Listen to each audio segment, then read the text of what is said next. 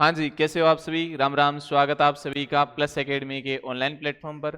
हम बात कर रहे थे मेवाड़ रियासत की, और मेवाड़ रियासत में हमने पिछले क्लासों में क्या पढ़ा था। 5 मिनट में एक बार रिवाइज कर लेते हैं कि हमने कौन कौन सी बातें की थी। तो हमने सबसे पहले मेवाड़ में ये देखा कि मेवाड़ में एक रियासत, एक वंश, जिस वंश ने शासन किया उस वंश का क्या नाम था? गुहिल वंश। कौन सा वंश था? गुहिल वंश, है ना। गुहिल वंश, इस गुहिल वंश ने शासन किया था ना।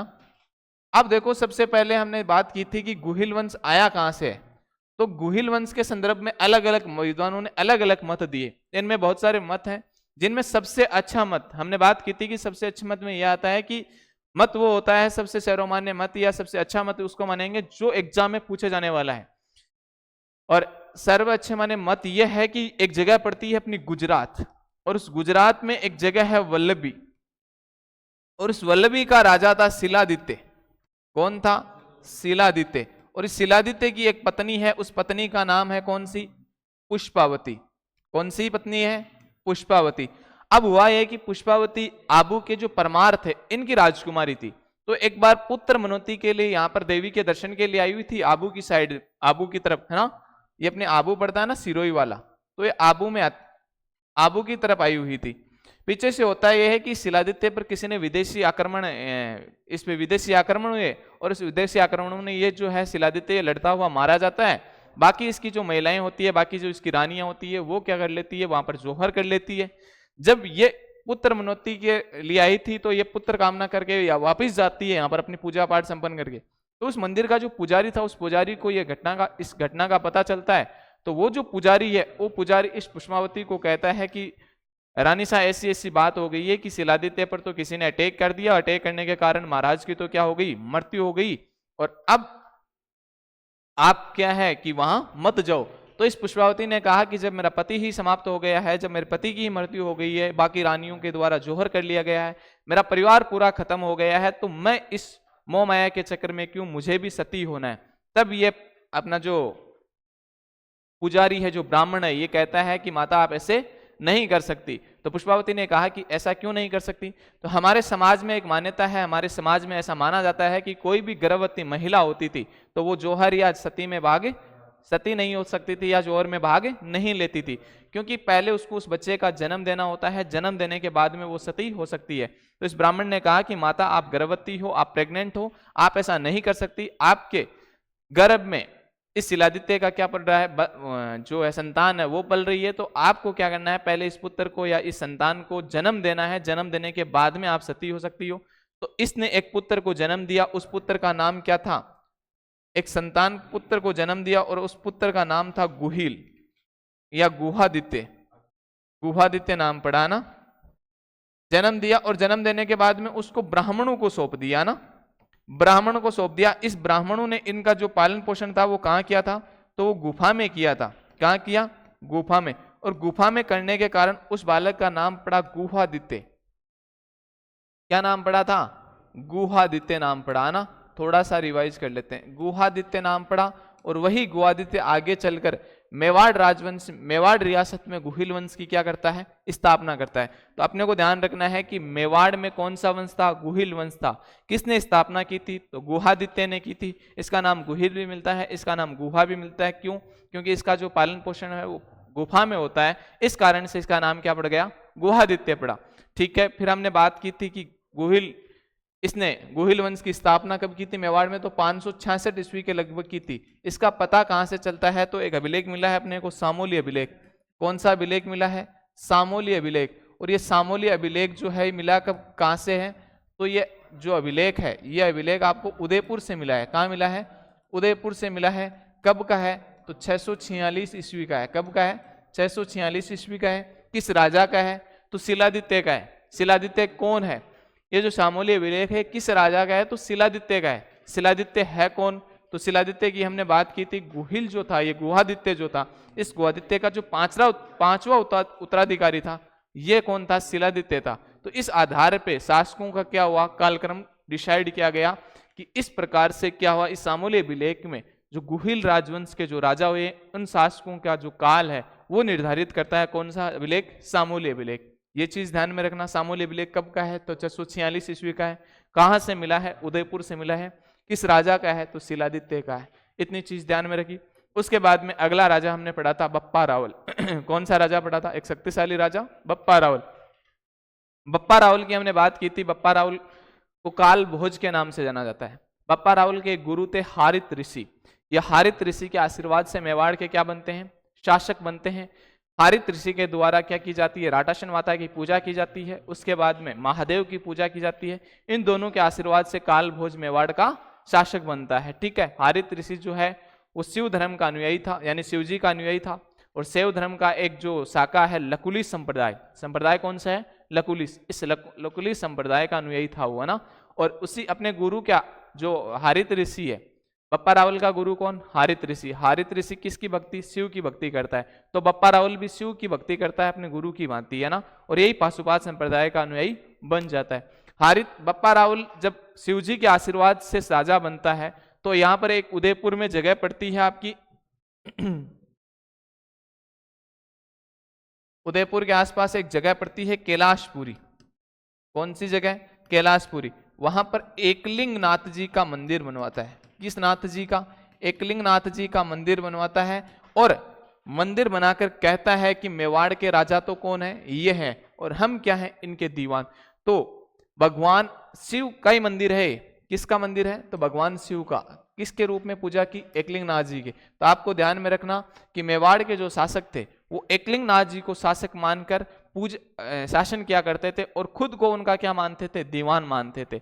सीधी सी बात अपने को यही याद रखनी है कि मेवाड़ रियासत के जो गुहिल राजवंश था, वो गुहिल राजवंश के शासक जो थे वो अपने आप को भगवान एकलिंग नाथ जी के दीवान मानकर क्या करते थे? शासन करते थे। उनका कहना यह था कि हम तो भगवान के भेजे हुए बंदे हैं, हमारे को तो एकलिंग जी जैसा जैसा कहते हैं वैसा वैसा हम करते हैं। वास्तव में तो शासक कौन कर रहा है? एकलिंग नाथ जी यहाँ पर शासक है, हम तो उनके क्या है? दीवान है। ठीक है ना। तो ये चीजें आपको ध्यान में रख लेनी थोड़ी सी। अब बप्पा रावल ने कहा कि भाई शिवजी का मंदिर बनाऊं। शिवजी कहाँ रहता है? तो किसी ने कह दिया कैलाश में, शिवजी तो कैलाश पर रहता है। तो इसने मंदिर कहाँ बनवा दिया? कैलाशपुरी। जगह कहाँ पड़ती है? उदयपुर में ही पड़ती है ना। तो कैलाशपुरी में शिवजी का मंदिर एकलिंग नाथ जी के नाम से बनाने वाला व्यक्ति कौन है? बप्पा रावल है। ये आपको ध्यान रखना है ना। बप्पा रावल ने अपनी प्रथम जो राजधानी बनाई थी वो राजधानी बनाई थी नागदा। और ये मेवाड़ शासकों की प्रथम राजधानी थी। कौन सी राजधानी थी? प्रथम राजधानी बना कौन रहा है? बप्पा रावल बना रहा है। कहाँ बना रहा है? नागदा में बना रहा है। ये चीज भी आपको थोड़ी सी ध्यान रखनी है, बात कर ली थी हमने। उसके बाद में बप्पा रावल ने सोने के सिक्के चलाए थे। किसके सोने? किसके सिक्के? तो सोने के सिक्के, यानी कॉइन्स, सिक्के, गोल्डन कॉइन्स, है ना। सोने के सिक्के चलाए थे। और ये इनका माप भी मिलता है। ये कितने ग्रेन के थे? तो 115 ग्रेन के थे। कितने ग्रेन के थे? 115 ग्रेन के सिक्के थे। ये भी आपको थोड़ा सा ध्यान रख लेना। उसके बाद में एक शासक पढ़ा था हमने अल्लट। अल्लट का एक नाम मिलता है आलू रावल भी। क्या मिलता है इनका नाम? आलू रावल। हमने बात की थी अल्लट की। अब देखो अल्लट का और क्या नाम मिलता है? तो आलू रावल नाम मिलता है। ठीक है। देखो रिवाइज हम इसलिए कर रहे हैं कि हम पढ़ें उससे पहले एक अपन जुड़ें। तो जुड़ने से लिए थोड़ा सा हमको पीछे चलना पड़ता है, थोड़ी सी चीजों को याद करनी होती है, थोड़ा सा अपने दिमाग में वो चीजों का आइडिया होना जरूरी है कि हमने क्या पढ़ा था और अब हम क्या पढ़ने जा रहे हैं। तो रिवाइज करना बहुत ज्यादा जरूरी हो जाता है ना। तो थोड़ा सा हम रिवाइज, हमेशा अपनी पहले वाली क्लास है उसको थोड़ा सा रिवाइज करेंगे। 5 मिनट 10 मिनट का समय लगेगा ना, कोई ज्यादा बड़ी बात नहीं। आलू रावल, है ना। अल्लट के बारे में अपने को 2 चीज मिलती है। क्या चीज मिलती है सर? तो एक चीज तो मिलती है अपने को सारणेश्वर प्रशस्ति, सारणेश्वर प्रशस्ति। और एक अपने को मिलती है आलू रावल में आहटपुर अभिलेख, आहटपुर अभिलेख। अब देखो दोनों में है क्या? सारणेश्वर जो है 933 ईस्वी की है। कब की है? 933। ये जो है 977 ईस्वी का है। ये थोड़ी सी ध्यान रखना। आहटपुर अभिलेख जो है एक शासक है शक्ति कुमार, मेवाड़ का एक शासक हुआ है शक्ति कुमार, इस शक्ति कुमार का है। अब देखो इनमें मिला क्या क्या है, इन अभिलेखों में जानकारी क्या क्या मिलती है।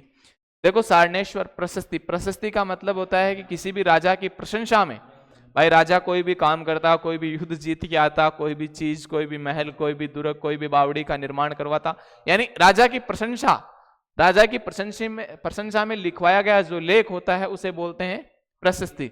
शिलालेख या अभिलेख का मतलब होता है कि कोई भी पत्थर होता है, उस पत्थर पे जो लेख लिखवाया जाता है उस लेख को हम क्या बोलते हैं? अभिलेख बोलते हैं। आपको इतनी ही चीजें ध्यान में रखनी है ना। तो ठीक है, अब आप बात कर लेते हैं सारनेश्वर अभिलेख। जो सारनेश्वर प्रशस्ति है कब की? 933 ईस्वी की है। अब 933 ईस्वी की है ये,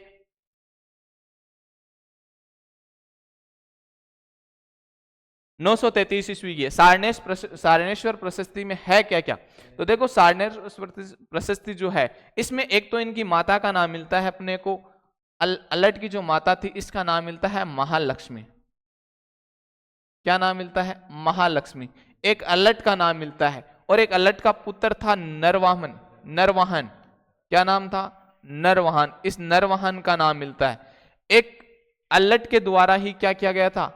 एक मंदिर बनाया गया था, वराह मंदिर। कौन सा मंदिर? वराह मंदिर। इस वराह मंदिर का निर्माण किया गया था कहां पर? आड़ के आसपास में, है ना। तो आहड़ में ही किया गया होगा, है ना। वराह मंदिर में चंदा दिया था ना लोगों ने। देखो चंदा देने वाले को बोलते हैं गोस्टिक। क्या बोलते हैं? गोस्टिक। हमने बात की थी कल कि इस वराह मंदिर की जानकारी का उल्लेख हमें किस में मिलता है? सारनेश्वर प्रशस्ति में मिलता है। और इसमें यह भी जानकारी मिलता है कि इस वराह मंदिर में चंदा किन किन लोगों ने दिया था, और चंदा देने के लिए, चंदा देने वाले व्यक्तियों को क्या बोलते हैं? गोस्टिक। तो इस सारनेश्वर प्रशस्ति में किस शब्द का प्रयोग हुआ है? गोस्टिक शब्द का प्रयोग हुआ। आपको ये भी थोड़ी सी ध्यान रखनी है ना।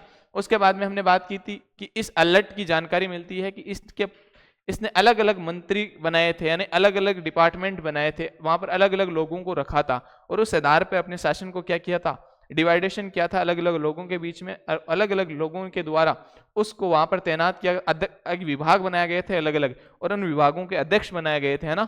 उस प्रकार से तो यहां पर हम कह सकते हैं कि इस अल्लट ने सबसे प्रथम किसकी व्यवस्था? नौकरशाही व्यवस्था चलाई। कौन सी व्यवस्था चलाई? नौकरशाही। तो मेवाड़ में वह शासक जिसने सोने का सिक्का चलाया, बप्पा रावल। मेवाड़ में वह शासक जिसने नौकरशाही व्यवस्था की सर्वप्रथम शुरुआत की, तो कौन सा था? आलू रावल, या आपका अल्लट हो जाएगा ना। ये चीजें थोड़ी सी आपको ध्यान में रखनी है। सारी चीजें हमने पढ़ किसकी रही है? अभी सारनेश्वर प्रशस्ति की ही चीजें पढ़ रहे हैं ना। किसकी चीजें पढ़ रहे हैं? सारनेश्वर प्रशस्ति की। सारनेश्वर प्रशस्ति की एक बात करें तो इनकी माता का नाम मिलता है महालक्ष्मी मिलता है। इनका एक पुत्र था नरवाहन, उसका नाम मिलता है। और इसमें खुद अल्लट का अल्लट नाम मिलता है ना। फिर इसमें अल्लट की जानकारी मिलती है कि अल्लट ने आहड़ के पास में एक वराह मंदिर का निर्माण करवाया, और इस वराह मंदिर में जो चंदा दिया गया था उसकी भी जानकारी मिलती है सारनेश्वर प्रशस्ति में। और चंदा देने वाले व्यक्तियों को क्या कहते हैं? गोस्टिक कहते हैं। तो ये चीजें भी थोड़ी सी है, एक्स्ट्रा चीजें हैं, पर आपको ध्यान में रखना है। फिर हम बात करते हैं आहाटपुर अभिलेख। और नौकरशाही व्यवस्था चलाई थी अल्लट ने, इसकी जानकारी भी कौन देता है? सारनेश्वर जो प्रशस्ति है यही देती है, ठीक है ना। उसके बाद में हम अभिलेख पढ़ते हैं आहाटपुर। देखो आहाटपुर अभिलेख में हमने कल बात की थी कि इसमें इसकी माता का नाम क्या मिलता है? महालक्ष्मी मिलता है। लेकिन इस आहाटपुर अभिलेख में जो महालक्ष्मी है, इस महालक्ष्मी को राष्ट्रकूट वंश से बताया गया है, और अपने राष्ट्रकूटों को ही क्या बनते हैं? राठौड़। आगे हम राठौड़ वंश की बात करेंगे तो हम बात भी करेंगे, है ना, मारवाड़ में जब बात करेंगे।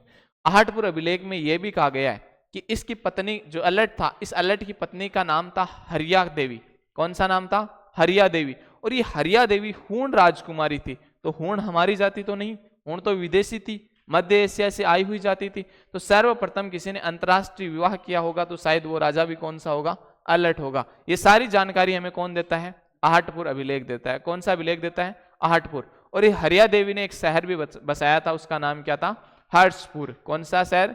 हर्षपुर। अपने नाम पर इसने शहर बसाया था हर्षपुर। तो इतनी जानकारी हमने बात की थी किसकी? अल्लट की, है ना। उसके बाद में आगे एक राजा बनता है, कौन सा आपका?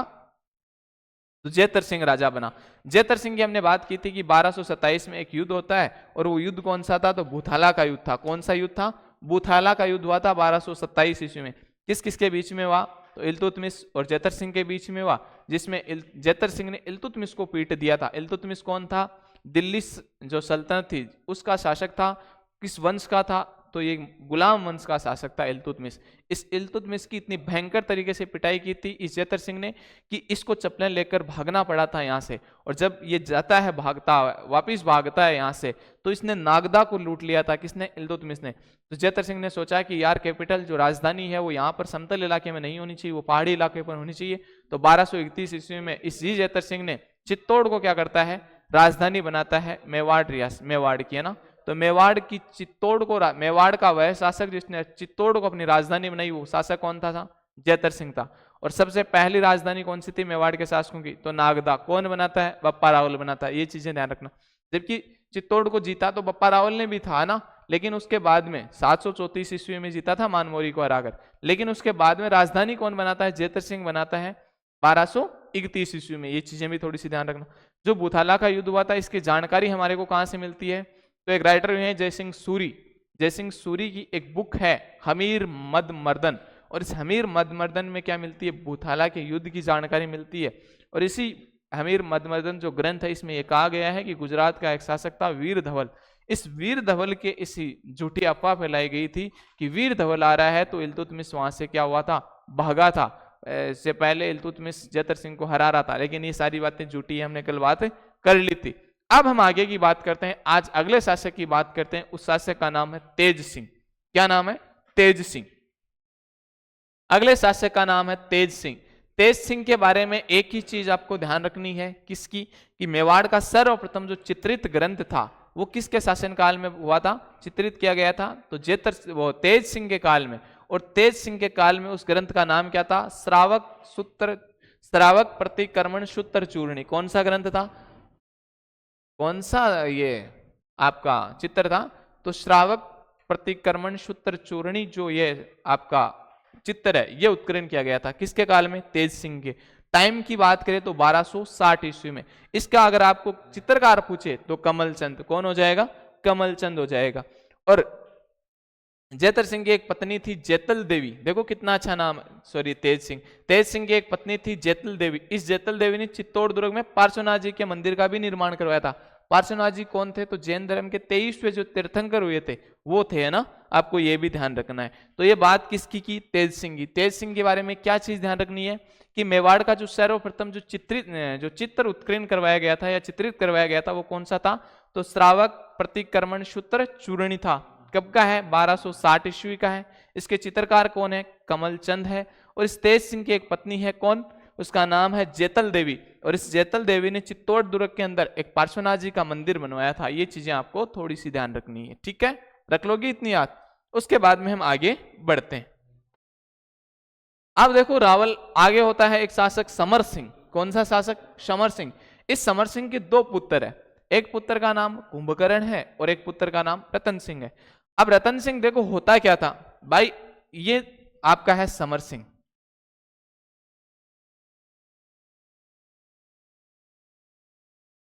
इस समर सिंह के पुत्र कितने हैं? दो।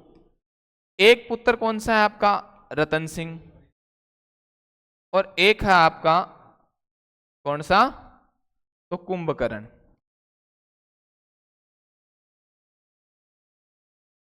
अब देखो बड़ा जो बेटा है वो कौन है? रतन सिंह। छोटा बेटा कौन है? कुंभकर्ण। तो जो बड़ा बेटा होता था वो तो राजा बनता था, सीधी सी बात है। छोटा बेटा जो है उसको क्या बनाया जाएगा? सामंत बनाया जाएगा। उसके कुछ गांव दिए जाएंगे, कुछ ठिकाने दे दिए जाएंगे, जागीरदार बना दिया जाएगा। तो यही तो चीजें होती थी। तो बड़ा बेटा तो ये तो क्या बनता है? मेवाड़ का शासक बनता है। कौन बनता है? ये तो मेवाड़ का शासक बनता है। और ये यहां से कहां चला जाता है? तो ये यहां से नेपाल चला जाता है। कहां चला जाता है? नेपाल चला जाता है। और नेपाल में जाकर क्या करता है? गुहिल वंश की स्थापना करता है। तो आपसे प्रश्न ध्यान में रखना कि ये जो समर सिंह था, समर सिंह के कितने बेटे? दो। एक तो रावल रतन सिंह था और एक जो है वो कौन है? कुंभकर्ण। और कुंभकर्ण जो है वो यहां से क्या करता है? क्योंकि रतन सिंह शासक बन जाता है तो ये कुंभकर्ण यहां से चला जाता है कहां पर? नेपाल। और नेपाल में जाकर गुहिल वंश की स्थापना करने वाला शासक कौन है? तो वो कुंभकर्ण है ना। नेपाल में जो गुहिल वंश के जो जो गुहिल वंश है, उस गुहिल वंश के जो उत्तराधिकारी हैं वो किसके हैं? उत्तराधिकारी किसके हैं? तो वो कुंभकर्ण के है ना, क्योंकि वहां का संस्थापक कौन है? कुंभकर्ण। तो इसको जब हम बात कर रहे थे ना कर्नल जेम्स टोड और मोहनोत नैन सिंह ने गुहिल शासकों की कितनी शाखाएं बताइए? इस गुहिल राजवंश की, गुहिल वंश की कितनी शाखाएं बताइए? 24 शाखाओं का वर्णन किया है, तो वो यही शाखा है ना, उनमें से एक शाखा ये भी आपकी नेपाल है ना, कल बात भी की थी, आगे मैं बता देता हूँ, ठीक है। अब आगे शासक कौन बनता है, क्योंकि ये तो आपका नेपाल चला जाता है, और अब शासक बनता है रतन सिंह। तो रावल रतन सिंह की हमने पहले कई कहानियां सुनी है कि इनकी पद्मिनी का नाम, इसकी पत्नी का नाम पद्मिनी था ना, जो सिंहलदीप की गंधर्व सेन की पुत्री थी, है ना। तो अब देखो हम बात करते हैं रावल रतन सिंह की। रावल रतन सिंह का जो शासनकाल होता है वो 1302 से 1303 तक होता है। इनके टाइम पर हुआ क्या क्या था, थोड़ी सी हम चर्चा कर लेते हैं। तो इनके टाइम पर एके का आक्रमण होता है, एके का आक्रमण, एके मतलब अलाउद्दीन खिलजी का आक्रमण होता है। आक्रमण करता क्यों है भाई, कोई भी राजा किसी दूसरे राजा पर आक्रमण करता है तो उसके पीछे क्या क्या कारण हो सकते हैं, जिन कारणों की वजह से वो क्या करता है, आक्रमण करता है। तो पहला कारण तो सीधा सा है कि साम्राज्य विस्तार की नीति। भाई हर राजा अपने क्षेत्र को बढ़ाना चाहता है, तो अलाउद्दीन खिलजी भी साम्राज्यवादी नीति का था, तो इसने अपने साम्राज्य को बढ़ाने के लिए इस पे क्या किया था, अटैक किया था, किस पे, चित्तौड़ पे। और उस समय चित्तौड़ का शासक कौन था, तो रावल रतन सिंह था, ठीक है ना, सीधी सी बात। दूसरा कारण, तो पहला कारण तो क्या हो जाएगा, साम्राज्य विस्तार की नीति। दूसरा कारण की मैं बात करूं तो ये जो चित्तौड़ था, देखो इस टाइम पर सबसे जो अच्छे, जो सबसे मतलब हर राजा जिस क्षेत्र को जीतना चाहता था, एक तो था आपका मालवा, एक तो आपका था मालवा, और एक था आपका गुजरात। कौन सा, गुजरात। इन क्षेत्रों को जीतना चाहता था कौन, दिल्ली वाले जो भी शासक हुए हैं वो शासक इनको जीतना चाहते थे। क्यों, क्योंकि यहाँ पर पर्याप्त मात्रा में कृषि वगैरह अधिक होती थी, और यहाँ पर अधिक खान वगैरह, अधिक जो खनन वगैरह होता था वो यहाँ पर होता था। तो यहाँ पर जो है वो कर वगैरह, टैक्स वगैरह बहुत अच्छा मिलता था, कहाँ पर, मालवा और गुजरात। तो हर राजा इनको विजित करना चाहता, इनको जीतना चाहता। तो जब भी ये कोई भी दिल्ली वाला शासक इधर गुजरात और मालवा की ओर जाता, तो चित्तौड़ जो है वो बीच में आता। तो इस चित्तौड़ वाले क्या करते हैं, इनको जाने नहीं देते थे। इनको, जैसे मैं बात करूं तो 1299 की बात है, 1299 में जब गुजरात जा रहा था एके, तो गुजरात पर अटैक कर रहा था, गुजरात जा रहा था, तो इसका यहाँ पर शासक हुआ करता था समर सिंह। और समर सिंह कौन था, तो समर सिंह रतन सिंह का बाप, पिता था ना, रतन सिंह का कौन था, पिता था। तो समर सिंह ने, ये इधर से जा रहा था अलाउद्दीन खिलजी और अलाउद्दीन खिलजी की सेना को, तो रतन सिंह, ये जो समर सिंह है, ये समर सिंह ने बीच में कहा भाई कहाँ जा रहे हो, तो इसने कहा कि हम गुजरात जा रहे हैं यार, जाने दो। तो इसने कहा नहीं, आपको कर देना होगा, टैक्स देना होगा। तो इस समर सिंह ने कहा अलाउद्दीन खिलजी को, अरे वो अलाउद्दीन खिलजी ने कहा अरे कैसा टैक्स ले रहा है यार, जाने दे। तो इसने कहा कि नहीं भाई साहब, यहाँ इधर से जाओगे तो आपको टैक्स देना होगा। अलाउद्दीन खिलजी ने कहा कि यार मैं अभी थोड़ा सा जल्दबाजी में हूँ और वापस आया तो मैं तेरे को सल्टा दूंगा, तो क्या टैक्स ले। इसने कहा देख लेंगे, होगा जो, आप तो इधर से जाना है तो पहले टैक्स यानी कर देकर जाना होगा। तो इससे कर लिया था किसने, चित्तौड़ वालों ने। और उस समय चित्तौड़ का शासक कौन था, समर सिंह। तो गुजरात, अब एक बार हुआ क्या, अलाउद्दीन खिलजी ने सारे भारत को जीत लिया था लगभग, क्योंकि अलाउद्दीन खिलजी ने हर जगह अटैक किए थे और हर जगह क्षेत्रों को अपनी अधीन कर लिया था, विजय कर लिया था, विजित कर लिया था ना। अपने राजस्थान में भी वो उतने खतरनाक तरीके से यहाँ पर हंगामा मचाता है। वो तो 20 साल ही रहा था। अगर ज्यादा साल यहाँ पर ज्यादा समय तो वो टिकता, तो शायद वो, मेरे को ऐसा लगता है कि हर जगह शाखा ही शाखा करवा देते। आपने भी पढ़ा होगा, हिस्ट्री में हम पढ़ते हैं जब भी कि रणथंभौर में, रणथंभौर में, जालोर में, चित्तौड़ में, तो ये सिवाना में है। तो ये चीजें थी, है ना। तो अब एक बार हुआ क्या था कि अलाउद्दीन खिलजी ने हर जगह जीत ली थी। तो जब भी ये मेवाड़, जब भी ये अपने दरबारियों के बीच में बैठता, तो इसने कहा कि अब देखो हम यहाँ के बादशाह हैं भारत के, हमने हर जगह जीत ली है, ऐसे वैसे, अब हमसे सारे क्या है नीचे गर्दन, हमें सलाम ठोकेंगे, ऐसे बातें करता था। तो कुछ दरबारी वगैरह जो थे वो लोग, अपने को भी पता है कि हम कई बार हार जाते हैं या एग्जाम में हमारे पेपर पास नहीं होता, हमारे घर वाले इतने ज्यादा नहीं कहे, हमारे रिलेटिव इतने ज्यादा नहीं कहे, लेकिन पड़ोसी, अरे क्या हो तेरे वो पेपर दियो उन्हें। तो ये चीजें हैं। तो जब दरबार में बैठे हुए लोग, जैसे ही वो रतन सिंह, अलाउद्दीन खिलजी कहता है कि यार हमने ये जीत लिया यार, वो जीत लिया यार, वहां पर हमारा अधिकार हो गया यार, अब सबको हमसे कर देना होगा यार, अब कोई भी हमारा सामना नहीं कर सकता यार। तो दरबारी जो तो 2-3 जो लोग बैठे रहते थे वो हंसते। उसने कहा क्या बात हुई रे, हंसे कैसे। उन्होंने कहा ऐसे ऐसे, हम तो पुरानी बातों पर हंस रहे। उसने कहा क्या बात हुई पुरानी बात, कि सर आप कह रहे थे कि वो आपने सारी जगहों को जीत लिया और सब लोग आपको कर वगैरह देंगे, तो क्या सर वो मेवाड़ पर आप गए थे, उस समय आपसे कर वसूला था। ऐसी बात करते ही इसके दिमाग में एक सवाल आया कि यार अलाउद्दीन खिलजी को ऐसा लगा कि यार देख दरबारी भी हमारी बात कर रहे हैं, हम यहाँ के राजा हैं फिर भी हमारी बातों पर हंस रहे हैं, और कहीं ना कहीं ये हमारी प्रतिष्ठा का प्रश्न बन चुका है। तो इस कारण से अपना मान और अपनी प्रतिष्ठा को बचाने के लिए, क्योंकि समर सिंह ने कर लिया था, तो इसलिए इसने चित्तौड़ पर अटैक किया। तो हम कह सकते हैं कि प्रतिष्ठा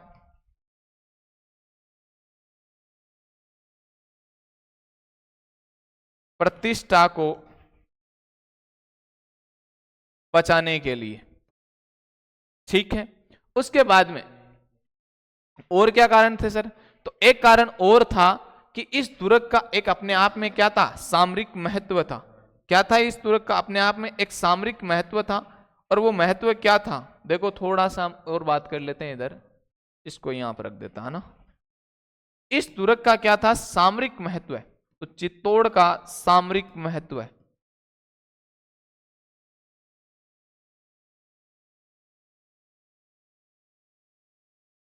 सामरिक महत्व की बात करें तो भाई चित्तौड़ जो है वो चित्तौड़ आपका एक पहाड़ी पर बना हुआ है, ऊपर है। उस दुर्ग के अंदर खेती वगैरह भी होती है, अच्छा है, सुदृढ़ है, चारों दीवारों से उसकी चारों ओर प्रकोटा बना हुआ है, सो सुदृढ़ है, कोई भी अटैक नहीं कर सकता। और कोई भी बाहरी आक्रमण अगर अटैक कर सकता है, करता है, तो वहां पर उसको घेरे डाले हुए रखना होगा, ऐसा सीधा उस पर अटैक करके उसको जीत नहीं पाएगा। और अगर बाहरी अटैक होता है तो ये लिविंग फोर्ट है, यहाँ पर लोग रहते हैं, यहाँ पर खेती करते हैं लोग। तो ऐसा कहा जाता है कि चित्तौड़ दुर्ग इतना बड़ा है कि 30,000 तक के लोग आराम से क्या हो सकते हैं, उसमें अंदर आ जाते हैं, नहीं चित्तौड़ में रह सकते हैं। तो पहले के जमाने में इतने ही लोग हुआ करते थे, तो शायद 30,000 की कोई भी विदेशी आक्रमण होता है, कोई भी लोग अटैक करता है, तो वहां पर जो जनता है उस जनता को दुर्ग के अंदर लिया जा सकता है, और अंदर लेकर वहां पर जनता की रक्षा की जा सकती है। 30,000 सैनिक, 30,000 जो आबादी के लोग वहां से रख सकते हैं, बहुत बड़ी जगह मिलती है। तो अब देखो चित्तौड़, अलाउद्दीन खिलजी सोच रहा है कि क्यों ना मैं चित्तौड़ को जीत लूं, तो मैं एक अपना प्रशासक जो है, अपना अधिकारी जो है, अपना जो आदमी है वो यहाँ नियुक्त कर दूंगा। तो अब गुजरात और मालवा को ही जीतना चाह रहा है, जीत रहा है, तो यहाँ पर रोज रोज ये संभव थोड़ी है कि कोई व्यक्ति दिल्ली से मतलब हर तीसरे दिन आए और वहां पर अधिकार करके वहां पर जाए। अब अधिकार तो कर लेते थे, लेकिन जैसे ही ये जीत कर वापिस दिल्ली जाते थे, लोग कहते कि क्या हुआ, हमने तो वापिस अटैक कर, क्योंकि इनको पता था कि वहां से इतना संभव नहीं है दिल्ली से कि हर तीसरे दिन यहाँ पर सेना भेज जाए, बहुत खर्च उठाना पड़ता है, बहुत जोर आता है वहां से सेना लेकर हर तीसरे दिन ही आना। तो इसने सोचा है कि क्यों ना मैं चित्तौड़ को अपनी क्या कर लेता हूँ, एक सब सेंट्रल के रूप में, एक उपराजधानी के रूप में यहाँ रख देता हूँ, और यहाँ पर अपना जो नियुक्ति है, एक अधिकारी की नियुक्ति कर दूंगा, जो क्या हो जाएगा यहाँ पर इस क्षेत्र को संभाल लेगा। तो इस प्रकार से इस चित्तौड़ दुर्ग का जो सामरिक महत्व भी था। अब एक लास्ट कारण बताया जाता है, पद्मिनी प्रकरण। कौन सा? पद्मिनी प्रकरण। अब देखो पद्मिनी प्रकरण क्या है, आपने और हमने सबने सुना है पद्मिनी प्रकरण के बारे में, और आपको तो शायद आयरा यही होगा, तो आप सोच रहे होंगे कि इसका नाम क्यों नहीं ले, लेकिन ये ज्यादा कोई खास बातें नहीं है, झूठी झूठी सी बातें हैं, झूठी झूठी सी बातें हैं, फिर भी हम बात कर लेते हैं कि इस जो पद्मिनी प्रकरण है, इस पद्मिनी प्रकरण की अपने को जानकारी देता है एक ग्रंथ है, पद्मावत ग्रंथ। कौन सा ग्रंथ है? पद्मावत। और ये पद्मावत ग्रंथ कब का है? 1540 ईस्वी का है। लिखा किसके द्वारा गया है? तो मलिक मोहम्मद जायसी के द्वारा, मलिक महमूद जायसी, ये एक राइटर हुए हैं, और इनके द्वारा एक ग्रंथ लिखा गया है। कौन सा? पद्मावत ग्रंथ। पद्मावत ग्रंथ, देखो ये घटना कब की है, अलाउद्दीन खिलजी ने चित्तौड़ को कब जीता है? तो चित्तौड़ को जीता है इन्होंने 1303 ईस्वी में। कब जीता है? 1303 ईस्वी में। लेकिन ये घटना 1540 की है। 1540 में पद्मावत ग्रंथ की रचना करता है, तो घटना के कितने साल बाद में? तो 237 साल बाद में, है ना, 237 सालों के बाद में इस ग्रंथ की रचना की जाती है। और जब मलिक मोहम्मद जायसी इस ग्रंथ की रचना करते हैं 1540 समय, तो इस समय दिल्ली का शासक कौन था? तो शेरशाह सूरी था। ये चीज भी आपको ध्यान में रखना है। अब देखो हम बात कर लेते हैं इस पद्मावत ग्रंथ की। मलिक मोहम्मद जायसी ये कहता है कि पद्मावत ग्रंथ के अनुसार कहा यह जाता है कि अलाउद्दीन खिलजी तो रतन सिंह के समकालीन शासक था दिल्ली का। तो कहा जाता है कि रतन सिंह का महल था, इस महल में एक दिन ऐसे ही कोई शिकारी आया हुआ था, उस शिकारी ने एक तोते को पकड़ के लेके आया था, और वो तोता उड़ता हुआ रतन सिंह के महल में चला जाता है, और रतन सिंह से जब वो मिलता है तोता, हीरामन तोता है, गागरोनी तोता है, तो वो क्या, हीरामन तोता है, और हीरामन तोते क्या करते हैं, बातें करते हैं, मानव की भाषा बोलते हैं। तो रतन सिंह ने उस तोते को जैसे पकड़ा तो वो इतना सुंदर तोता था, मानव तोता था, तो इनसे बात करता है और रतन सिंह को कहता है कि राजकुमार, आपके लिए तो योग्य जो राजकुमारी है वो राजकुमारी कहाँ पर है, सिंहल द्वीप में है। और वही सिंहल द्वीप जो आज पाकिस्तान का, जब आप भारत का जब मैप लेते हैं तो उस भारत के मैप के साथ में फ्री में आ जाता है श्रीलंका, है ना। तो उस श्रीलंका का नाम क्या था, सिंहल द्वीप, और इस सिंहल द्वीप की राजकुमारी है। और वहां पर किसकी एक राजा है, गंधर्वसेन,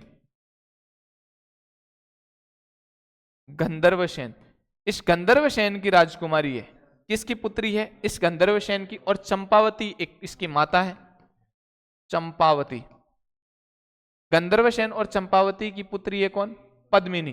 तो ऐसा कहा जाता है कि उस हिरेमन तोते के द्वारा ये बात बताई गई थी कि राजकुमार, आपके लिए तो योग्य राजकुमारी कहां पर है, सिंहल द्वीप में है। और सिंहल द्वीप में है तो ये कहते हैं कि इस तोते के कहने पर 7 समुद्र पार वहां जाते हैं और जाकर एक वेश बनाकर अलग रूप में ये क्या करते हैं, हर दिन पद्मिनी के घर के आगे भिक्षा लेने के लिए आते हैं। तो एक दिन इनके राजा ने पूछा कि ये क्या है, आप मतलब क्यों हमारे घर के पीछे ऐसे। तो इन्होंने कहा कि महाराज, मैं तो मेवाड़ का क्या हूँ, राजकुमार हूँ, और मैं तो, इसने कहा मेवाड़ का राजकुमार, क्योंकि मेवाड़ का नाम उस समय गौरव के रूप में लिया जाता था। मेवाड़ एक गौरवशाली रियासत थी उस समय, मेवाड़ का नाम हर बच्चा बच्चा जानता था। तो मेवाड़ हमेशा अपने आप में गौरवशाली रियासत है, ये नो डाउट। तो इसने जैसे ही कहा कि मैं तो मेवाड़ का राजा हूं और मैं, तो इसने कहा आप यहाँ कैसे। तो गंधर्व सेन ने पूछा कि आप यहाँ कैसे। तो इस रतन सिंह ने कहा कि मुझे तो आपकी जो बेटी है पद्मिनी, उससे शादी करनी है, उसके लिए मैं यहाँ पर आया हूँ, मैंने ये वेश धारण किया है। कहते हैं कि गंधर्व सेन उनको अंदर लेके गए ससम्मान और अपनी बेटी का विवाह किया, ये कहते हुए कि मेरी बेटी बहुत भाग्यशाली है जो मेवाड़ राज घराने में जा रही है। किसने कहा, गंधर्व सेन ने। और गंधर्व सेन ने अपनी बेटी का विवाह किसके साथ में कर दिया, रतन सिंह के साथ में। रतन सिंह पद्मिनी को लेकर आ जाते हैं कहां पर, चित्तौड़ में, और चित्तौड़ में रहने लगते हैं। कहते हैं कि इस रतन सिंह के पास में एक तांत्रिक रहा करता था, उसका नाम था राघव देव। कौन सा देव, राघव देव। तो ये जो राघव देव है, राघव देव, और कहते हैं कि इस राघव देव ने एक बार पद्मिनी को देख लिया था और देखते ही मूर्छित होकर वहीं पड़ गया था। जैसे इस बात का पता रतन सिंह को चला तो रतन सिंह ने कहा कि आप ऐसा कैसे कर सकते हो, आप ऐसा कैसे सोच सकते हो। इस राघव देव ने कहा कि यार मैं क्या करूं, नजर गिर गई, नजर पड़ी, और मुझे क्या पता था कि बेहोश क्यों हुआ, मैं तो हो गया, इसमें मेरी क्या गलती है। तो रतन सिंह ने, कहते हैं कि इस रतन सिंह ने इसको देश निकाला दे दिया, और जैसे इसको देश निकाला दिया तो ये कहाँ जाता है, क्योंकि दुश्मन का दुश्मन भाई दोस्त होता है, तो ये जाता है एके के पास में, अलाउद्दीन खिलजी के पास में जाता है। कौन, राघव देव। और राघव देव अलाउद्दीन खिलजी के पास में जाकर ये कहता है कि महाराज, आपके पास में जितनी रानियां हैं उससे, उन सभी रानियों से भी सुंदर रानी तो कहां पर है, मेवाड़ में है, रतन सिंह के पास में है। जैसे ही ये कहता है तो ये एक कहते हैं कि ऐसी बात है कि हाँ बिल्कुल ठीक है। कहा यह जाता है कि पद्मिनी, इस मलिक मोहम्मद जायसी ने पद्मावत ग्रंथ में कहा कि पद्मिनी इतनी सुंदर है, इतनी सुंदर है, इतनी सुंदर है कि वो पानी भी पिए तो उसके कंठों से वो पानी नीचे गले से उतरते हुए दिखाई देता है। इसके, पद्मिनी से, क्या, पानी। तो भाई इतनी सुंदर है तो उसके बारे में ऐसी ऐसी बातें कोई जाकर बताता है तो कौन प्रभावित नहीं होगा, बताओ आप। तो इसने, राघव देव ने कहा, अलाउद्दीन खिलजी ने कहा चलो अटैक करते हैं, पद्मावत ग्रंथ की बात कर रहे हैं। तो इस कारण से अलाउद्दीन खिलजी ने यहां पर क्या कर दिया था, अटैक कर दिया था। अटैक किया तो अटैक करने के बाद में हुआ क्या कि अलाउद्दीन खिलजी पर जैसे अटैक किया अलाउद्दीन खिलजी ने, तो यहाँ पर ये घेरा डाले रहा था। 8 महीने इसने घेरा डालकर बैठ गया था चित्तौड़ पर, लेकिन चित्तौड़ को जीतना इतना संभव नहीं था, पॉसिबल नहीं था, क्योंकि चित्तौड़ की मैंने ही बात की थी कि चित्तौड़ के चारों ओर परकोटा बना हुआ है, अच्छी दीवारें हैं, शानदार दीवारें बनी हुई है, और उसके जो दुर्ग है उस दुर्ग को जीतना इतना आसान नहीं है। तो 8 महीनों तो घेरा डालकर बैठ गया था। और रतन सिंह जो है वो क्या करता है कि दुर्ग के दरवाजे बंद कर लेते हैं और अंदर बैठे रहते हैं आराम से। तो इस अलाउद्दीन खिलजी को लगा कि यार ऐसे तो हम जीत नहीं पाएंगे। तो इसने अलाउद्दीन, ये रतन सिंह के पास में एक मैसेज भिजवाता है अलाउद्दीन खिलजी कि चलो मैं आप यहाँ से अपनी सेना हटा लूंगा, लेकिन मैं इतने 8 महीनों तक यहाँ पर पढ़ा हूँ तो मुझे यार वो पद्मिनी देखनी है एक बार कि वो कैसी है, आपकी पत्नी देखनी है कि ये कैसी है, कैसी दिखती है, वाकई में इतनी सुंदर है या नहीं।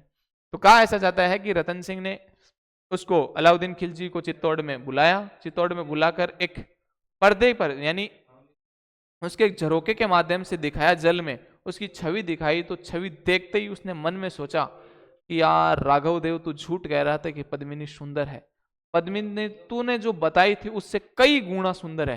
तो इसके दिमाग में ऐसी ऐसी बातें चलने लगती है कि ये पद्मिनी तो क्या होनी चाहिए, मेरे पास में होनी चाहिए, रानी पद्मिनी जो है वो मेरे पास में होनी चाहिए। ऐसी बातें कौन सोचता है? रतन सिंह सोचता है। तो जैसे ही अलाउद्दीन खिलजी सोचता है तो कहा जाता है कि हमारे एक रिवाज है, हम कोई भी बाहर से कोई व्यक्ति आते हैं तो उसका सम्मान करते हैं, और वो जब अपने घर से जाता है तो हम उसको गेट तक छोड़ कर आते हैं। तो जैसे ही अलाउद्दीन खिलजी चित्तौड़ से जा रहा था तो ये रतन सिंह जो है उसको अपने गेट तक छोड़ कर आते हैं, लेकिन अलाउद्दीन खिलजी ने धोखा किया, इससे बेवफाई की, और बेवफाई के तौर पर रतन सिंह को वहां पर क्या कर लिया था, कैद कर लिया था, और कैद कर कर कहां ले गया था, दिल्ली ले गया था, ऐसा कहा जाता है इस पद्मावत ग्रंथ के अनुसार। और दिल्ली ले जाने के बाद में वहां से मैसेज भेजते हैं किसके पास में, पद्मावती के पास में, और पद्मावती को कहते हैं कि पद्मावती अगर तुम्हें रतन सिंह चाहिए तो तुम मेरे को चित्तौड़ दुर्ग में मैसेज भेजते हैं कि अगर चित्तौड़ को रतन सिंह चाहिए तो पद्मिनी को मेरे पास भेजना होगा। पद्मिनी सुंदर ही नहीं बल्कि एक चालाक और बहादुर और एक लड़ाकू योद्धा भी थी। तो इसने दिमाग लगाया, इसके पास में दो सेनापति थे। कौन सेनापति थे? गोरा और बादल। गोरा बादल। गोरा पद्मिनी का चाचा था, बादल पद्मिनी का भाई था, दोनों आपस में काका भतीजा थे। कौन? गोरा बादल। एक तो जैसे ही पद्मिनी ने इन दोनों को बुलाया, बुलाकर कहा क्या हो, तो इन दोनों के मत से इन तीनों ने विचार किया कि वापिस अलाउद्दीन खिलजी को ये मैसेज किया जाए कि मैं आने के लिए तैयार हूं, यानी पद्मिनी आपके पास में आने के लिए तैयार है, लेकिन पद्मिनी जो है, रानी पद्मिनी है, वो अकेली नहीं आएगी, पद्मिनी के साथ में कुछ दासियां भी आएगी। तो अलाउद्दीन खिलजी को जब पैगाम भेजा गया था तो अलाउद्दीन खिलजी ने पढ़ा, पढ़ते ही ये तो इतना खुश हुआ कि यार मैंने तो पद्मिनी की एक की बात की थी, उसके साथ में तो और कई भी फरी आ रही है, और भी बहुत सारी रानियां दासियां जो भी है उसकी रखवाली है आ रही है। तो ये जैसे ही मैसेज मिलता है चित्तौड़ से कि पद्मिनी आ रही है, तो इतनी इतनी इतनी शराब पी लेता है कि उसको कुछ भी होश नहीं रहता है। तो ये क्या करता है, वहां पर इतनी शराब वगैरह पी लेता है, क्या ऐसा जाता है कि पालकी जो थी, उस पालकी को 4 व्यक्ति तो उठाने वाले थे, एक पालकी के अंदर बैठने वाला, तो इन सब जो थे वो अपनी सेना बिठा दी, यानी हर योद्धा को पालकी में तैनात कर दिया, और हर योद्धा यानी महिलाओं के कपड़े पहनाकर पालकियों में बैठा दिया था हर योद्धा को। तो 1600 पालकियां तैयार की। कहा ऐसा जाता है कि कितनी, 1600 या 4000 के लगभग। कहा ऐसा जाता है कि 4000 डोलियां उठाई गई थी, तैयार की गई थी। तो 4000 तो वो सीधे सीधे सैनिक एक एक उसके अंदर बिठा दिए, हर पालकी को पकड़ने वाले 4 व्यक्ति तो कितने ज्यादा हो जाएंगे। तो इस प्रकार से एक बड़ा जो काफिला है, बड़ा जो सेना का रूप में ये जो पालकियों के रूप में भेजी गई थी, तो वो पद्मिनी वहां लेकर जाती है। अब पद्मिनी वहां गई तो पद्मिनी ने इच्छा जाहिर की, मैसेज करवाया अलाउद्दीन खिलजी के पास में कि मैं आखिरी बार रतन सिंह से मिलना चाहती हूँ। अलाउद्दीन खिलजी ने कहा ठीक है, मिला दो, मिला दिया जाए। तो रतन सिंह ने आदेश दे दी, अलाउद्दीन खिलजी ने यह आदेश दिया कि कोई बात नहीं, पद्मिनी आखिरी बार रतन सिंह से मिलना चाहती है तो मिलने दिया जाए। लेकिन पद्मिनी चालाक भी थी, बहादुर भी थी, तो इसने रतन सिंह के पास में गई। रतन सिंह के पास में 5-4 बॉडीगार्ड खड़े थे अलाउद्दीन खिलजी को। सबसे पहले तो उनको सल्टाया, मार दिया उन सबको, और मारने के बाद में अलाउद्दीन खिलजी को वहां से छुड़वाकर भाग जाती है, छुड़वाकर लेकर आ जाती है कहां पर, चित्तौड़ दुर्ग में। और पीछे से ये जो सेना खड़ी थी पालकियों के रूप में, जो महिलाएं उनकी दासियों के रूप में, तो हर पालकी में योद्धा था। तो ये जो सेना खड़ी थी, इन सेनाओं का नेतृत्व कौन कर रहे थे? गोरा बादल। कहा ऐसा जाता है कि बादल और पद्मिनी तो वहां से अलाउद्दीन खिलजी को, ये जो राणा रतन सिंह है, इस रावल रतन सिंह को लेकर आते हैं कहां पर, चित्तौड़ में। और जो ये गोरा है, ये गोरा तो वहां पर इस अलाउद्दीन खिलजी की सेना से लड़ता हुआ क्या होता है, वीरगति को प्राप्त हो जाता है। इतनी बहादुरी के साथ में गोरा ने क्या किया था, अलाउद्दीन खिलजी की सेना का डटकर मुकाबला किया था। उसके बाद में अलाउद्दीन खिलजी को जैसे ही इस बात का पता चला कि हमारे साथ में छल हुआ है, हमारे साथ धोखा हुआ है, तो अलाउद्दीन खिलजी क्या करता है, अटैक करता है। और अटैक करता है, बात आई कब की, चित्तौड़ पर अटैक करता है। और उस अटैक में होता यह है कि रतन सिंह को पता चल गया कि अब हम जीत नहीं पाएंगे, तो इन्होंने वापस क्या कर लिया था, पहले दुर्ग का दरवाजा बंद कर लिया, लेकिन हमारे राजस्थान वालों के पास में होता क्या था कि दुर्ग में जो पर्याप्त सामग्री थी खाने पीने की, वो क्या होती थी, खत्म हो जाया करती थी, है ना। तो इस कारण से मजबूरन ऐसा लगता है इनको, भाई अब तो मरेंगे, भूखे मरेंगे। तो ये जो लगता है इनको, ऐसा पता चल जाएगा, इनको ऐसा रहता था कि अब भूखे मरने से अच्छा है कि हम दुश्मन से लड़ते हुए मरे। तो इन्होंने क्या किया, दुर्ग के दरवाजे खोले और जो गोरा, ये बादल और जो ये आपका है राणा राहुल रतन सिंह, ये रतन सिंह तो अलाउद्दीन खिलजी की सेना के साथ में युद्ध करता हुए क्या होते हैं, वीरगति को प्राप्त हो जाते हैं। और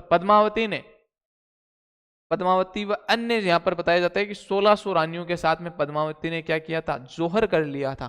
तो रानी पद्मावती ने जोहर कर लिया कब, चित्तौड़ के अंदर पहला ही साका हुआ है, पहला ही जोहर। साका का मतलब होता है, ये पहला साका होता है 1303 ईस्वी में। कब, 1303 में। क्यों, क्योंकि अलाउद्दीन खिलजी ने चित्तौड़ पर अटैक किया था। तो ये सारी जानकारी अपने को कहाँ मिलती है, पद्मावत ग्रंथ में मिलती है।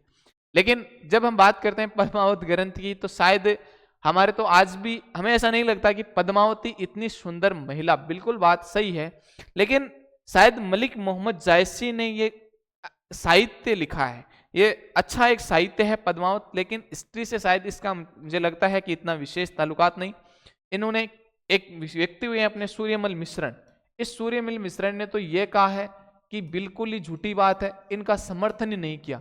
पद्मावत ग्रंथ को कौन व्यक्ति नहीं मानता है, तो सूर्यमल मिश्रण नहीं मानता है। बाकी जो भी इतिहासकार है वो थोड़ी सी तोड़ मरोड़ के ये बातें आप अपनी बुक में लिखी है सब ने, लेकिन एक इतिहासकार सूर्यमल मिश्रण इस बात को बिल्कुल नहीं मानता है कि ये सिंहल द्वीप की राजकुमारी।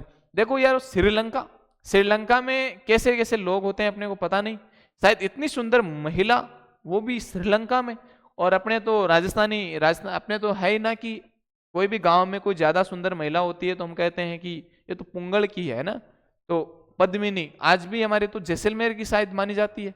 अपने राजस्थानी इतिहास में दोहा भी है, राजस्थानी में तो दोहे चलते हैं कि पुंगलगढ़ी पद्मिनी तू रानी सिरमोड़, कि पुंगलगढ़ी पद्मिनी तू रानी सिरमोड़, जैसलमेर जन्म लियो परनीगढ़ चित्तौड़। तो ये सारी चीजें भाई, पुंगलगढ़ी पद्मिनी जो है वो रानियों में सिरमौर है, जैसे चित्तौड़ दुर्ग है वो दुर्गों में सिरमौर है। तो रानियों में सिरमौर कौन है, पुंगल। ये पुंगल पहले आता कहाँ था, बीकानेर में आता था, लेकिन आज ये कहां पर आ रहा है, जैसलमेर में आता है ना। तो पुंगलगढ़ी पद्मिनी तू रानी सिरमौर, जैसलमेर जन्म लियो परनीगढ़ चित्तौड़। यानी जैसलमेर में जन्म लिया है किसने, पद्मिनी ने। और ये पढ़नी कहाँ गई, यानी इसका विवाह कहाँ हुआ है, तो चित्तौड़ में हुआ है। तो अपना साहित्य है साहब, अलग ही बातें हैं। चलो आगे देखते हैं आप कारण, युद्ध के कारणों की बात कर लेते हैं। हमने बात की अलाउद्दीन खिलजी की साम्राज्यवादी नीति, दिल्ली से गुजरात मालवा के मार्ग पर स्थित होना, दुर्ग का सामरिक महत्व होना, तात्कालिक कारण पद्मिनी प्रकरण था। और इस पद्मिनी प्रकरण का जो उल्लेख मिलता है पद्मावत ग्रंथ में मिलता है। किसने लिखा था, तो मलिक मोहम्मद जायसी ने लिखा था 1540 में। तो इस अलाउद्दीन खिलजी जो मेवाड़ पर आक्रमण करता है, इस घटना से कितने साल बाद का है, तो 237 वर्ष बाद का है, ठीक है ना। तो थोड़ी सी ये बात रखनी है ध्यान। ये सारी चीजें कर ली थी। ये पद्मावत ग्रंथ किस भाषा में लिखा गया था, अवधी भाषा में लिखा गया था। इस पे 2018 में फिल्म बनाई है संजय वंशावली ने, कौन सी, पद्मावती, ठीक है। हिरेमन तोते गंधर्वसेन व चंपावती की पुत्री थी कौन, पद्मिनी, कोई बात नहीं। अब हम थोड़ी सी बात इसकी बात करें अटैकों की, तो हमने बात कर ली। अब अलाउद्दीन खिलजी क्या करता है कि अलाउद्दीन खिलजी ने यहां पर राघव चेतन की इस बातों का समर्थन करते हुए ऐसा पद्मावत ग्रंथ में मिलता है। तो अब इसने अटैक किया, और अटैक करने के बाद में 25 अगस्त, बात आती है 25 अगस्त 1303। इस 1303 में अलाउद्दीन खिलजी ने क्या किया, चित्तौड़ जीत लिया था। और चित्तौड़ जीत कर यहां पर अपने पुत्र जो था इसका, खिज्जर खां, कौन सा था, ये खिज्जर खां, इस खिज्जर खां को क्या कर लिया था, यहां पर प्रशासक बनाया गया था। और प्रशासक बनाने के बाद में इस चित्तौड़ का नाम बदलकर क्या कर दिया था, खिजराबाद किया गया था। एक भी ध्यान रखना, तो क्या नाम किया गया था, खिजराबाद। कि चित्तौड़ दुर्ग का नाम बदलकर खिजराबाद किसने किया था, तो अलाउद्दीन खिलजी ने किया था। किसने किया था, अलाउद्दीन खिलजी ने किया था। कब किया था, 1303 में। 25 अगस्त 1303 को चित्तौड़ पर ये क्या कर लेते हैं, अधिकार कर लेते हैं। इतनी चीज हुई। इस जो ये आक्रमण हुआ है, इस आक्रमण की जानकारी अपने को कहां पर मिलती है, तो इस आक्रमण की जानकारी अपने को मिलती है इस एके का एक इतिहासकार है अमीर खुसरो। कौन सा है? अमीर खुसरो। इस अमीर खुसरो की एक बुक है खजाइन उल फतू है। कौन सी? खजाइन उल फतू है। और इस खजाइन उल फतू का दूसरा नाम है तारीख ए अलाई। तारीख ए अलाई। तो ये भी ध्यान रखना कि इस खजाइन उल फतू का दूसरा नाम क्या है? तारीख ए अलाई। इस तारीख ए अलाई में इस चित्तौड़ पर आक्रमण किया गया था अलाउद्दीन खिलजी के द्वारा, इसकी जानकारी मिलती है। बुक किसकी है? अमीर खुसरो की है। कौन सी? खजाइन उल फतू या तारीख ए अलाई। इसमें यह जानकारी मिलती है। अब देखो यहां पर खिजर खां बना, तो खिजर खां ने क्या किया था? गंभीर नदी पर एक पुल का निर्माण करवाया था खिजर खां ने। याद रखना कि गंभीर नदी पर एक पुल का निर्माण करवाया था किसने? खिजर खां ने। ये चीजें भी ध्यान रखना। अब देखो हुआ क्या था कि यहां पर एक जब हम चौहान राजवंश पढ़ रहे थे तो हमने बात की थी जालोर की। जालोर में 1311 ईस्वी में शाखा होता है कि नहीं होता है? 1311 में कानड़देव सोनगरा यहां पर हार जाता है और उसका भाई जो बचता है मालदेव सोनगरा, उसने अधिकार कर लिया था, उसने अधीनता स्वीकार कर ली थी। किसकी? अलाउद्दीन खिलजी ने। तो अलाउद्दीन खिलजी, इसके बाद में देखो कुछ दिन बाद में एक खिजर खां जो है, ये खिजर खां यहां से चला जाता है। कहां से चला जाता है? तो यहां से चला जाता है और 1311 ईस्वी में यहां पर इस मालदेव सोनगरा को क्या बनाया जाता है? इस मालदेव सोनगरा जो है, ये जो मालदेव सोनगरा है, इस मालदेव सोनगरा को यहां पर प्रशासक बनाया जाता है। किसका? चित्तौड़ का। तो फिर मालदेव सोनगरा तो काफी दिनों तक रहा था, पर यह भी मर जाता है। उसके बाद में इसका बेटा जो था बनवीर, और एक नाम और मिलता है अपने को जेसा या जेता, उसको ये यहां पर प्रशासक होते हैं। फिर एक सिसोदा ग्राम जो हमीर था सिसोदा गांव का, उसने इन दोनों को हराकर क्या कर लिया था? चित्तौड़ पर विजय प्राप्त की थी। वो आगे की चीजें हम पढ़ेंगे अपनी अगली क्लास में। आज की हमने बातें की तो क्या क्या चीजें पढ़ी है हमने पहला शासक तेज सिंह पढ़ा। तेज सिंह के बारे में हमने जाना कि तेज सिंह के टाइम पर मेवाड़ का जो एक प्रथम चित्रित ग्रंथ है वो कौन सा है? श्रावण प्रतिक्रमण सूत्र चूर्णी। कब का है? 1260 ईस्वी का है। इसके चित्रकार कौन है? कमल चंद है। और इनकी पत्नी जैतल देवी के द्वारा एक पार्श्वनाथ जी का मंदिर बनवाया गया था। और वो मंदिर जो जैन धर्म के 23वें तीर्थंकर है उनका है ना। पार्श्वनाथ को इतने जैन धर्म के कौन से तीर्थंकर थे? 23वें तीर्थंकर। ये चीजें ध्यान रखनी। उसके बाद में हमने अगले राजा की बात की, समर सिंह। समर सिंह के दो पुत्र थे, एक का नाम रतन सिंह जो चित्तौड़ का शासक बना, एक का नाम कुंभकर्ण। और कुंभकर्ण जो था वो नेपाल चला गया था और नेपाल में क्या करता है? गुहिल राजवंश की स्थापना करता है। ठीक है। उसके बाद में हमने बात की रतन सिंह। तो रतन सिंह देखो इसके टाइम पर हुआ क्या था कि ये जो है अपने इसके टाइम पर अलाउद्दीन खिलजी का आक्रमण होता है। अलाउद्दीन खिलजी ने आक्रमण क्यों किए? कारणों की हमने बात कर ली थी। साम्राज्य विस्तार की नीति थी और मान प्रतिष्ठा का ये भी बदला लेना चाहता था। दूसरी, इस दुर्ग का सामरिक महत्व हुआ करता था। चित्तौड़ जो दुर्ग है वो गुजरात में मालवा मार्ग पर स्थित हुआ करता था। पद्मिनी प्रकरण के कारण, पद्मिनी प्रकरण की हमने बात की तो पद्मावत ग्रंथ जो मलिक मोहम्मद जायसी के द्वारा 1540 में लिखा गया था और इस चित्तौड़ घटना से 237 वर्ष बाद में लिखा गया था। इसके द्वारा ये मिलती है। इस चित्तौड़ दुर्ग पर अधिकार कर लिया, अटैक किया था अलाउद्दीन खिलजी ने। और अलाउद्दीन खिलजी ने 25 अगस्त 1303 ईस्वी को चित्तौड़ जीत लिया। जीतने के बाद में इस चित्तौड़ का नाम बदलकर खिजराबाद कर दिया गया था और यहाँ का प्रशासक अपने बेटे खिजर खां को बना दिया गया था। खिजर खां का यहाँ पर मन नहीं लगा तो 1311 में मालदेव जो सोनगरा था, ये जालोर का शासक था, कानड़देव सोनगरा उसका भाई था, और उसने ये अधीनता स्वीकार कर ली और यहाँ का प्रशासक बनाया। उसके बाद में हमने बात की थी खिजर खां ने यहाँ पर गंभीर नदी पर एक पुल का निर्माण करवाया था, यानी दुर्ग में आवागमन के लिए। तो ये सारी चीजें आज हमने बात की है। आगे की क्लास में हम और सारी चीजें पढ़ेंगे। मेवाड़ के जो भी शासक हैं जिनसे मोस्ट क्वेश्चन इंपॉर्टेंट बन सकते हैं, उन सभी शासकों की बात करेंगे। तब तक के लिए मैं लेता हूं आपसे विदा। जय हिंद, जय भारत।